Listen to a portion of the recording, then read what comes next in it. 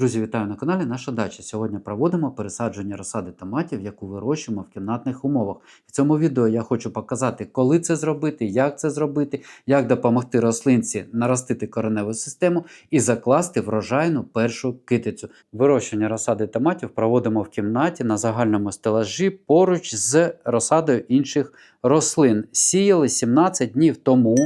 5 березня, сьогодні 22 березня. Насіння сіяли в касету і станом на зараз розсада томатів виглядає ось так. Ми на неї бачимо появу першого, другого справжніх листячків. І це є сигналом за те, що рослина починає активне нарощування кореневої системи, і до того ж поява перших двох справжніх листів є свідченням за те, що рослина починає формувати першу китицю.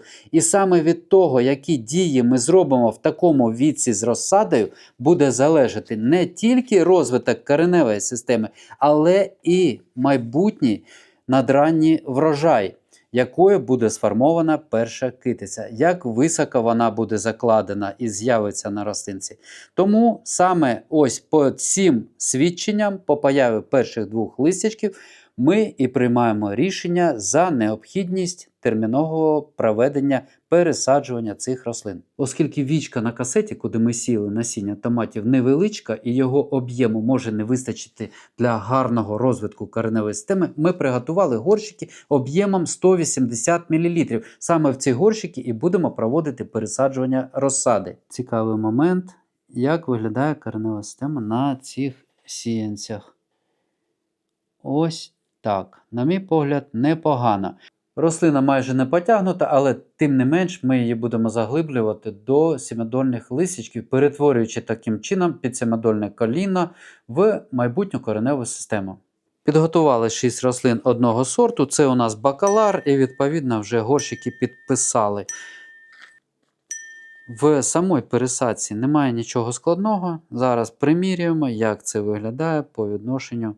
Ось так, щоб трішки у нас зверху знаходились справжні листячки і сім'ядолі. Прищільнюємо. Це все зрозуміло. Головне зараз провести правильне підживлення.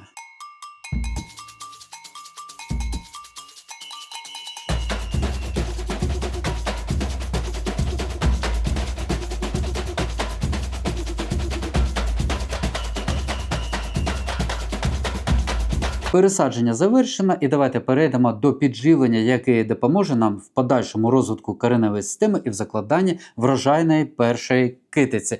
Підживлення буде складатися з двох компонентів. Перший компонент – це добрива з підвищеним фосфором, 13-40-13 його формула. Чому таке добриво? Тому що саме фосфор – це будівельний матеріал для нарощування кореневої системи, і фосфор – це енергія, яка допоможе в закладанні першої китиці. І взагалі ось рослини томатів в такому віці найбільше потребують підвищеного фосфору. Саме зараз вони його гарно вживають. Потім дорослі томати вже не настільки залежать від наявності фосфору. А ось розсада, чим більше фосфора зараз, тим більше результат вони покажуть в майбутньому. Другий компонент – це укорінювач Радіфарм.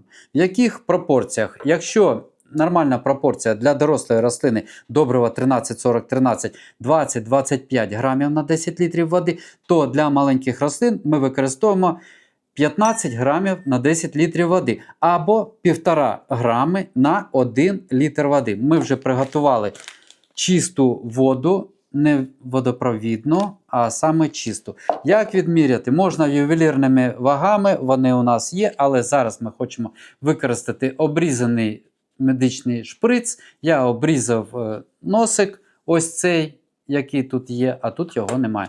І ми можемо ось цим штуком визначити кількість, яка нам потрібна. 1,5 мл приблизно відповідає 1,5 грами добрива. Добриво у нас в дрібній фасовці 200 грамів. Для вирощування розсади цього вистачить. Це, до речі, добриво майстер. Але є ще поліфіт, дешевше добриво. Я посилання і на це добриво, і на поліфіт залишу в описі під цим відео. Можете, яке вам сподобається, також замовити. Для вирощування розсади ось ці добрива з такою формулою – це незамінне. Дивіться, як зручно відміряти 1,5 грами. Трішки, можливо, тут буде похибка, але вона незначна. І висипаємо це в водичку. 1,5-2 мл радіфарму. Відміряємо для активізації кореневої системи. Ось так. І все ретельно перемішуємо. Розчин фосфорного добрива з укорінюючим засобом готовий. Для поливу використовуємо звичайну медичну спринцівку.